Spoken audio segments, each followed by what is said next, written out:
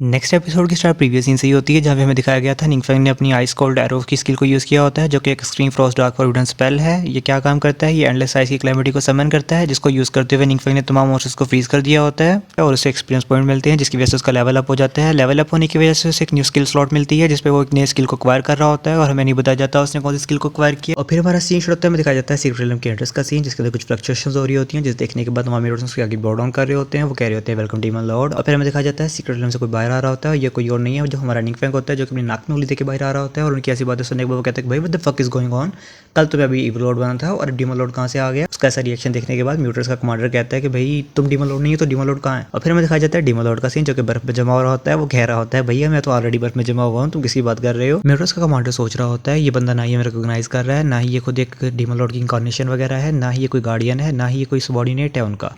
अगर ये उनका कोई सबॉर्डिनेट या गार्डियन वगैरह होता तो ये हमें जरूर रिकॉग्नाइज करता है, लेकिन इस बंदे का जो होलिया है वो टोटली डिफरेंट है। इस बंदे की ऐसी हिम्मत भी कैसे हुई, यहाँ पे अकेला है, वो भी हमारी टेरिटरी के अंदर। मुझे लगता है कि वही बंदा है जिसने बीबी फ्लाइट स्क्वाड यूज़ किया था, जिसको हमने देखा था आसमान में।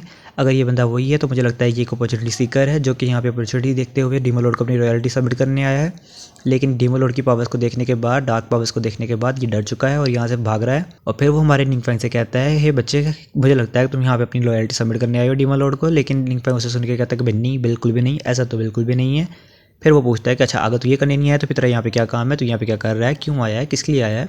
जैसे एक बार निंगफेंग सिर्फ एक लाइन कहता है, वो कहता है कि नन ऑफ योर बिजनेस भाई, अपने काम से काम रख, एमी मेरे बाप ने अपनी टांग न अड़ा। जिस सुनने के बाद म्यूटेंट का कमांडर फुल गुस्सा हो जाता है। वो कहता है तू कितना एरोगेंट है भाई, तुझे नहीं पता मैं कौन हूँ। फिर उसे अपना नाम बताता है। वो कहता है मेरा नाम गौरंग है, मैं एक क्लास का वांटेड क्रिमिनल हूँ, जिसके ऊपर भाई लाखों के नाम आते हैं। और फिर वो मजीद बताता है कि मैंने अपने हाथों से 200 लोगों की जान ली है। लेकिन हमारा निकमेंस कुछ रिएक्ट नहीं करता इस पर। वो कहता है कि भाई बहुत अनाइंग है तू, चुप होकर बैठ जा, अपने काम से काम रख, नहीं तो बाद में पछताएगा।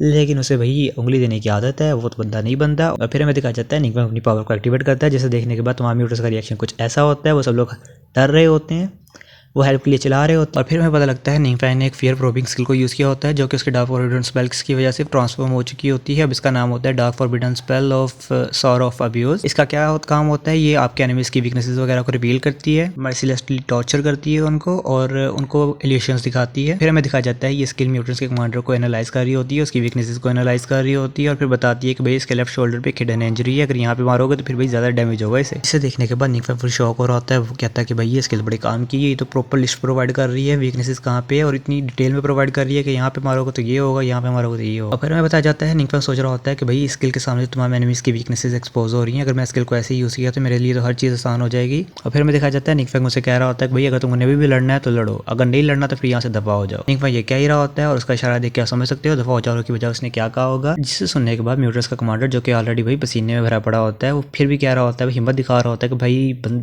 बच्चे तो यहाँ पे अपनी मौत लिखने के लिए आया है। जिसकी ये बात सुनने के बाद उसके तमाम कॉमरेड्स उसे इंकरेज कर रहे होते हैं। वो कहते हैं मारो इस बच्चे को, मारो मारो मारो मारो। खैर, और तभी हमें दिखाया जाता है हमारे निंगफेंग का स्पेल काम करना स्टार्ट कर चुका होता है। हर तरफ अंधेरा ही अंधेरा हो चुका होता है, जिसे देखने के बाद हमारे बेटर्स पूछ रहे होते हैं भाई ये क्या हो रहा है, हर तरफ अंधेरा कैसे हो गया। और उनका बॉस उसे बताता है कि भाई मुझे खुद नहीं पता ये क्या हो रहा है। फिर हमें दिखाया जाता है एक एविल एंटिटी को उनके सामने, जो कि बहुत ही बुरी तरीके से लाफ कर रही होती है, जिसे देख के तमाम म्यूटेंट्स डर रहे होते हैं। अभी म्यूटेंट्स डर ही रहे होते हैं, लेकिन तभी वो डार्क एंटिटी उनके ऊपर अटैक कर देती है, उनकी वीकनेसेस के ऊपर प्रॉपर अटैक कर रही होती है। फिर निंगफेंग बताता है कि भाई ये सब लोग मेरे इल्यूजन के अंदर ट्रैप हो चुके हैं और मैं उनके ऊपर अपनी मर्जी से जब भी चाहूँ इनकी वीकनेसेस के ऊपर अटैक कर सकता हूँ। और ये बिल्कुल ऐसे है जैसे कि एक डीमन किसी बच्चे के साथ खेल रहा है। यही वजह है स्किल का नाम है सॉर ऑफ अब्यूज। फिर निंगफेंग सोचता है कि भाई ये स्किल बेसिकली टॉर्चर स्किल है, लेकिन ये मेरे बड़े काम की स्किल है, ये कभी मुझे हेल्प कर सकती है, कभी भी मेरे दुश्मन मुझसे ज़्यादा स्ट्रॉन्गर हो तो मैं उनकी हिडन इंजरीज वगैरह पे अटैक करके सक्सेस रेट अपना इंक्रीज कर सकता हूँ। और फिर हमारा सीन शुरू होता है, हमें दिखाया जाता है हमारे हंटर्स के कमांडर को, जो कि सोच रहा होता है कि भाई बहुत ज़्यादा टाइम हो चुका है, ये बहुत ज़्यादा स्ट्रेंज चीज़ है कि अभी तक इतना टाइम पास होने के बावजूद भी कोई साइन वगैरह नहीं है कि सीक्रेट टनल में इन्वेड हुआ है या नहीं हुआ। फिर अपने कॉमरेड से कहता है मुझे लगता है मुझे ऊपर जाकर देखना होगा, जिसे सुनने के बाद उसके कॉमरेड कहते हैं कैप्टन कैप्टन आप मत जाएं, वहाँ पे बहुत ज़्यादा अनएक्सपेक्टेड सिचुएशन भी हो सकती है, हमारे भी जा सकते हैं। लेकिन कैप्टन कह रहा होता है कि भाई मैंने मरना तो है ही है, यहाँ पे मरूँ कि वहाँ पे मरूँ, क्या ही फ़र्क पड़ता है, कुछ स्टेप्स लेने की बात है आगे। और फिर वो माउंटर्स को चढ़ते हुए सीक्रेट रियल्म के गेट के सामने आ चुका होता है। वहाँ देखने के बाद उसका रिएक्शन कुछ ये होता है कि भाई what the hell is going on, यहाँ पे इतनी लाशें कहाँ से आ गई हैं, ये तमाम ए क्लास के हंटर्स हैं, क्रिमिनल्स हैं, इनको किसने मारा। अपने कमांडर की ये बात सुनने के बाद उसके कॉमरेड्स कह रहे होते हैं कि भाई ऐसा कैसे हो सकता है, इस एक क्रिमिनल की टीम को पकड़ने के लिए हमने अपनी 4 हंटर्स की टीम को भेजा था, जो कि तमाम वाइप आउट हो चुकी थी। और वो कह रहे होते हैं कैप्टन सीक्रेट रियल्म के अंदर चेक करें कैसी सिचुएशन है।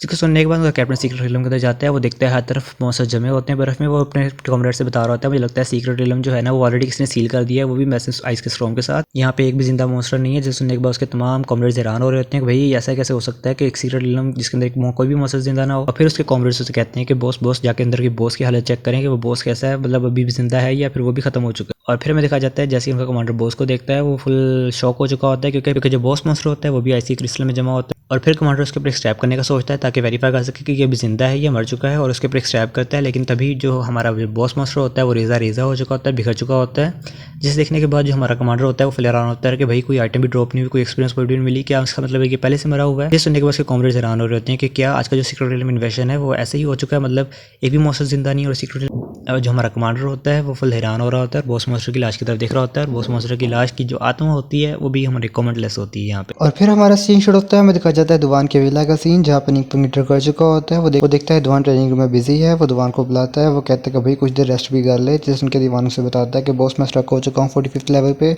मेरी जो एबिलिटीज़ हैं वो इंसफिशिएंट हैं लेवल 46 को क्लियर करने के लिए। मैं बहुत ज़्यादा शेम्ड हूँ अपने आप पे, मैंने आपके ट्रस्ट को डाउन किया है। ये सुनने के बाद निंगफंग उसे कहता है कि भाई कोई मसला नहीं है, कुछ दिन का रेस्ट कर। और फिर निंगफंग दुवान से कहता है कि भाई टेंशन ना ले, ये जो वैसे भी मैंने तुम्हें पिछली बार कहा था कि तू इसमें पार्टिसिपेट कर और सीक्रेट रिलम को मॉन्स्टर्स को हंट कर, वो इसलिए कहा था ताकि तू अंडरस्टैंड कर सके कि सिचुएशन कैसी है, वहाँ पे किस किस लेवल के मॉन्स्टर्स हैं।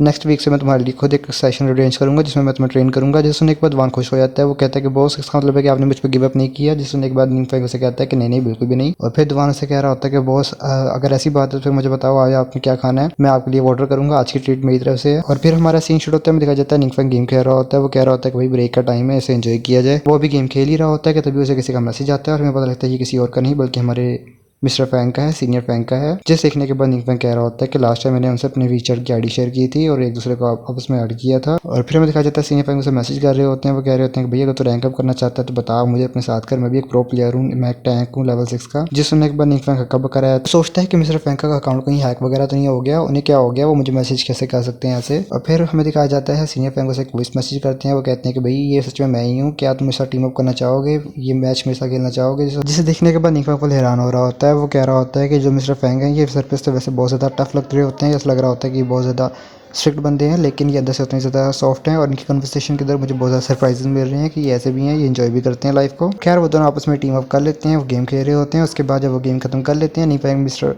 फैंग से कहता है कि सीनियर फैंग आप तो बहुत ज़्यादा अच्छे हैं गेम पे, मुझे एक्सपेक्ट नहीं किया था कि आप इतने अच्छे हो सकते हैं।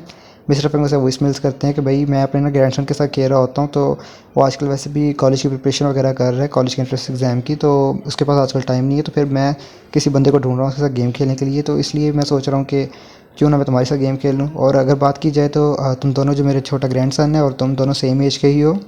ये सुनने के बाद निंगफंग फुल शॉक होता है। वो कहता है कि अगर ऐसी बात है तो फिर चलो नेक्स्ट टाइम हम लोग तीनों साथ मिलकर खेलते हैं। जो सुनने के बाद मिस्टर फैंग बहुत खुश हो जाते हैं। वो कहते हैं कि सही हो गया, परफेक्ट हो गया। और फिर निंगफंग सोच रहा होता है मिस्टर फैंग जो है वो एक बहुत ही अपराइट बंदे हैं, अगर मैं उनके साथ अपना अच्छा रिलेशनशिप बना लेता हूँ तो फिर फ्यूचर में ऐसी काफ़ी चीज़ें हैं जिनको मैं अवॉइड कर सकता हूँ, मेरे से ट्रबल बहुत ज़्यादा कम होगी। और फिर मिस्टर फैंग उसे बताते हैं कि चलो गेम के अलावा जो बात है वो ये है कि जो टॉप यूनिवर्सिटीज़ हैं वो प्लान कर रही हैं कि ऑर्गेनाइज़ करें एक सुपरनोवा ट्रेनिंग कैंप को, ताकि सेलेक्ट किया जा सके अच्छे आउटस्टैंडिंग स्टूडेंट्स को।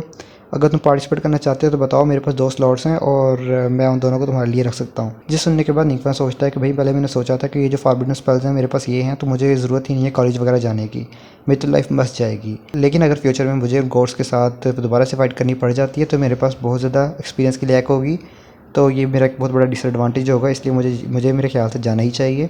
और मिस्टर फैंग से कहता है मिस्टर फैंग मैं भी जाना चाहूँगा। और मिस्टर फैंग उसे कहता है कि अगर ऐसी बात है तो दोनों स्लॉट्स में तुम्हारे लिए रख देता हूँ, अगर कोई ऐसा बंदा है जिसे तुम अपने साथ लेके जाना चाहते हो तुम दोनों एक साथ अप्लाई कर सकते हो। निंगफंग उन्हें थैंक्स अदा करता है। और फिर हमें दिखाया जाता है मिस्टर फैंग अपने ग्रैंडसन की पिक को देखते हुए कह रहे होते हैं तुम दोनों में बहुत ज़्यादा कुछ कॉमन है, शायद तुम लोग आगे फ्यूचर में फ्रेंड्स बन जाओ। और फिर हमारा सीन शुरू होता है, हमें दिखाया जाता है किन्वी सिटी के अंदर हमारे मिडिल स्कूल को, जहाँ पे हमारा निंगफंग अपनी क्लास ले रहा होता है ग्रेड 3 की। और फिर हमें दिखाया जाता है निंगफंग के क्लासमेट्स का सीन, जो कि आपसे हम डिस्कस कर रहे होते हैं कि टॉप यूनिवर्सिटीज़ और बल्कि इवन के जो कि रेगुलर यूनिवर्सिटीज़ हैं उन्होंने भी अपनी जो क्राइटेरिया कंपार्ट मैनेजर्स का उनको इंक्रीज़ कर दिया है। और मैं तो ये भी सुना है कि काफ़ी ज़्यादा स्टूडेंट्स हैं जो कि फेल हो चुके हैं असेसमेंट क्राइटेरियाज़ में, या तो वो लोग अपनी ग्रेजुएशन को डिले कर रहे हैं या फिर वो पीछे हट चुके हैं। और कुछ ने तो यहाँ तक किया है कि उन्होंने अपने जो मेजर्स हैं उनको स्विच कर लिया, उन्होंने नॉन मेजर कॉम्बैट्स को सिलेक्ट कर लिया है। फिर हमारा सीन होता है, हमें दिखाया जाता है निंगफेंग के दो क्लासमेट्स का सीन जो कि आपस में बातें कर रहे होते हैं। और फिर हमें दिखाया जाता है वो बंदा कह रहा होता है कि मैं 3 स्टार प्रोफेशन के साथ वेकन हुआ हूँ और ये बंदा जो कि एक यूजर ट्रैश है वो 1 स्टार के साथ वेकन हुआ है। क्या इसका मतलब है मेरा और इस बंदे का मतलब सेम ही फेट है?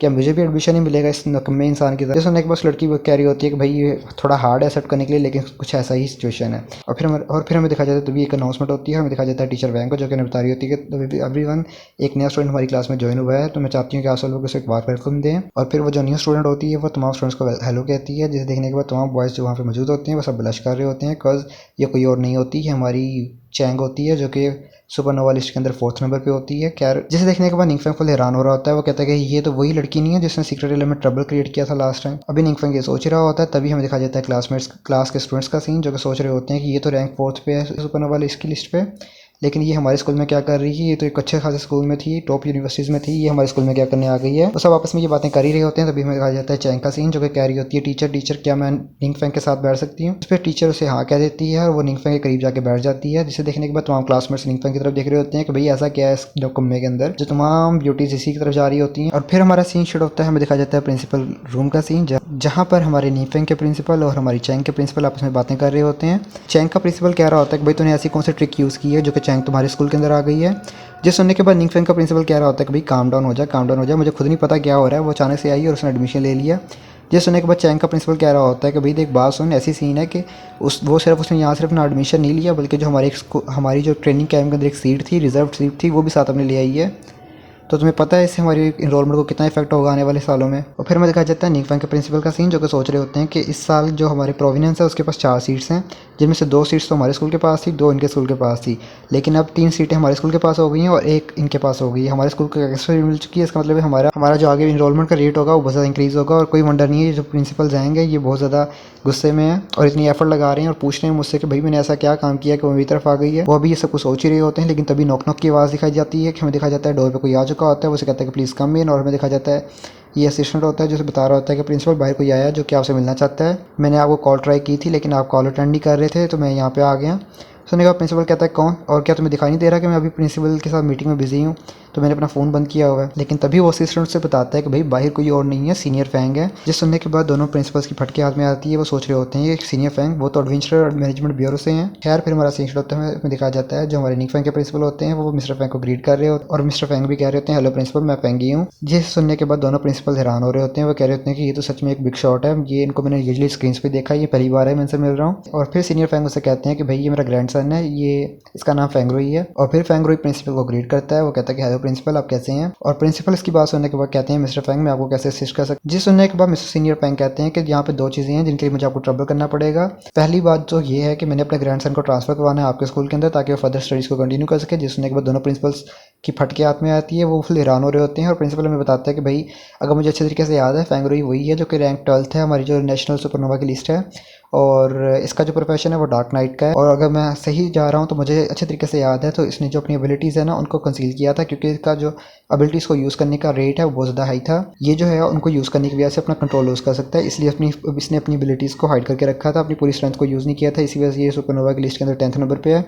अगर गॉसिप्स की मानी जाए तो ये बंदा टॉप 5th में बना सकता था इजीली अपनी प्लेस। और फिर हमारा सीन होता है, देखा जाता है दोनों प्रिंसिपल्स का सीन जहाँ पे हमारे निंगफेंग के प्रिंसिपल बहुत ज़्यादा खुश हो रहे होते हैं, कुछ सोचते होते मन में, और जो हमारे चैंग के प्रिंसिपल होते हैं वो फुल हैरान होकर देख रहे होते हैं कि भाई ऐसा क्या हो गया कि तमाम स्टूडेंट्स इसकी तरफ ही आ रहे हैं, इवन कि मिस्टर फैंग भी इसकी तरफ आ गए हैं, ऐसा क्या किया इस बंदे ने कौन सी ट्रिक्स खेली हैं। लेकिन तभी सीनियर फैंग उससे कहते हैं कि देखो जो दूसरी रिक्वेस्ट थी वो ये थी कि मेरे पास 2 स्पोर्ट्स हैं ट्रेनिंग कैंप के अंदर और मैं चाहता हूँ कि वो दोनों के दोनों आपके स्टूडेंट्स को मैं लोकेट कर दूँ आपके स्कूल के अंदर। जिसे सुनने के बाद दोनों प्रिंसिपल्स की फटके हाथ में आती है, दोनों एक्साइटेड हो जाते हैं। और जो हमारे चैंग के प्रिंसिपल होते हैं वो कह रहे होते हैं कि भाई ऐसा क्या कर दिया इस बंदे ने, इसी स्कूल के अंदर क्यों, इस प्रोविनेंस के अंदर टोटल 4 मिलती हैं अब 6 कैसे हो गई हैं, इस स्कूल के अंदर ऐसी क्या खास बात है जिसका मुझे भी नहीं पता, और ऐसी क्या बात है जिसने सीनियर फैंग को भी यहाँ पे अट्रैक्ट कर दिया है। और फिर हमें दिखाया जाता है निंगफेंग के प्रिंसिपल का जो कि चैंग के प्रिंसिपल को फुल टीज कर रहे होते हैं। वो कहते हैं कि भाई देख बात सुन, सीन ऐसा है जैसे कि तुम देख सकते हो मैं बहुत ज़्यादा बिजी हूँ, तो मैं तुमसे ना फिर कभी बात करूँगा, बाय बाय टाटा सी यू अल्लाह हाफिज़। अभी वो ये कह ही रहा होता है, लेकिन जो हमारी चैंग के प्रिंसिपल होते हैं वो कहते हैं रुको रुको रुको रुको, लेकिन वो उसकी बात नहीं सुनता, उन्हें बाहर निकाल देता है।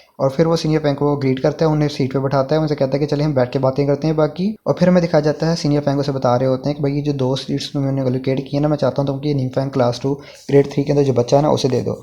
जिसने कहा प्रिंसिपल कह रहे होते हैं क्योंकि मुझे अच्छे तरीके से याद है। तो फिर जो निंगफैंग है ना वो ये है कि वो अभी भी ताज़ा वेकन हुआ है और उसके पास कोई अच्छी ज़्यादा स्किल्स भी नहीं है। तो क्या सच में ये अच्छा होगा कि उसे ट्रेनिंग कैंप में भेजा जाए? जिसे सुनने के बाद सीनियर फैंग कह रहे होते हैं कि भाई इसमें मेरा भी कोई रद्दमल नहीं है, ये ब्यूरो के अरेंजमेंट्स है, इसमें मैं भी कुछ ज़्यादा कुछ नहीं कर सकता, तो ज़्यादा क्वेश्चन पूछने का फ़ायदा भी कोई नहीं है। जिसने कहा प्रिंसिपल कह रहे होते हैं ठीक है ठीक है ठीक है, मैं समझ गया हूँ, मैं फुली कोऑपरेट करूँगा। और फिर प्रिंसिपल सोच रहे होते हैं कि जो एडवेंचर मैनेजमेंट ब्यूरो है ये बहुत ज़्यादा एक स्पेशल एंटिटी है जो कि एक इंडिपेंडेंटली काम करती है और मिस्टर जो फैंग है इसको इन्फ्लुएंस करते हैं। जिस बंदे को भी इनका सपोर्ट मिलेगा उनका उसका फ्यूचर बाउंडलेस होगा। और वो सोच रहे होते हैं, लेकिन निंगफैंग ने ऐसा क्या किया कि उसको इनकी अटेंशन मिल गई। और फिर हमारा सीन शुरू होता है क्लास 2 ग्रेड 3 की तरफ, जहाँ पे हमारा निंगफैंग अभी भी हक्का बक्का बैठा देख रहा होता है और जो हमारी चैंग होती है फुल ब्लश कर रही होती है। और फिर निंगफैंग सोच रहा होता है कि भाई ऐसा क्या हो गया कि ये जो जितने भी हायर लेवल के स्टूडेंट्स हैं वो सारी मेरी क्लास में आ गए हैं। फिर हमें दिखाया जाता है वहाँ पे ना सिर्फ चैंग होती है बल्कि हमारी गोडेस के जितने भी टीममेट्स होते हैं वो भी वहाँ पे होते हैं। फिर हमें दिखाया जाता है जो हमारी हीलर होती है वो निंगफैंग से बता रही होती है कि निंगफैंग बॉस बॉस बॉस हमने ऐसे इसलिए किया ताकि ना हम लोग आपके करीब आ सकें। फिर हमारा सीन शुरू होता है, हमें दिखाया जाता है हमारी जो गोडेस होती है और जो हमारी चैंग होती है इन दोनों की आपस में आई कॉन्टैक्ट होता है और दोनों के आपस में त्राड़ हो रही होती है। बेसिकली दोनों निंगफैंग की लड़ रही होती हैं। और फिर हमारा सीन शुरू होता है, हमें दिखाया जाता है चैंग का सीन जो कि सोच रही होती है लगता है मैं अकेली नहीं हूँ जिससे निंगफैंग ने यहाँ पे इंटरेक्ट किया है, मैं भी उसके इन्फ्लुएंस में यहाँ पे आई हूँ, लेकिन यहाँ पे तो बहुत ज़्यादा लोग आ चुके हैं, ये सच में ट्रबलसम है। मैंने सोचा था मैं निंगफैंग की टेंशन गेन कर लूँगी, लेकिन अगर मुझे बॉस की टेंशन गेन करनी है तो मुझे हार्डवर्क करना पड़ेगा। लेकिन मैंने इनके लिए गिफ्ट भी प्रिपेयर किया, लेकिन मैं कैसे दूँ, मुझे कोई अपॉर्चुनिटी नहीं मिल रही, मुझे कोई ना कोई अपॉर्चुनिटी फाइंड करनी पड़ेगी ताकि मैं गिफ्ट दे सकूँ। और तभी हमारा सीन शुरू होता है, हमें दिखा जाता है निंगफैंग के क्लासमेट्स का सीन जो कि सोच रहे होते हैं कि भाई निंगफैंग का इतना अच्छा रिलेशनशिप कैसे, ये सुपरनोवा के लिस्ट के जितने भी रैंकिंग प्लेयर्स हैं इनके साथ कैसे हो सकता है, ऐसा कैसे हो सकता है, ये तो जस्ट एक 1 स्टार अवेकनर है, इसके पास कैसे हो सकता है, इस ये ट्रैश की इतनी हिम्मत कैसे ये इन लोगों के साथ चैट कर रहा है। वो सब आपस में ये बातें कर ही रहे होते हैं। और फिर इनका सोचता है जाओ चेंग, मतलब जो कि हमारा एक्स वॉरियर है, उसके बारे में अभी तक कोई किसी बंदे ने भी कुछ नहीं पूछा, कोई भी उसकी तरफ अटेंशन वगैरह नहीं दे रहा कि वो अचानक से कैसे गायब हो गया, क्या मतलब किसी को उसकी परवाह नहीं है, उसने ऐसा क्या किया कि कोई भी उसके बारे में सोच नहीं रहा होता। और यहीं पे हमारा चैप्टर खत्म होता है। वैसे तो इस सीरीज़ के चैप्टर बहुत ज़्यादा लिमिटेड हैं जो कि कुछ रिलीज़ हुए हैं, उनको मैं उनमें से मैं कुछ चंद एक एक्सप्लेन कर चुका हूँ, जो रह चुके हैं उनको मैं जल्द ही एक्सप्लेन करके अपलोड कर दूँगा। सो चैनल को लाइक करें, शेयर करें, सब्सक्राइब करें and thank you for your support guys. See you, sayonara, tata, bye bye.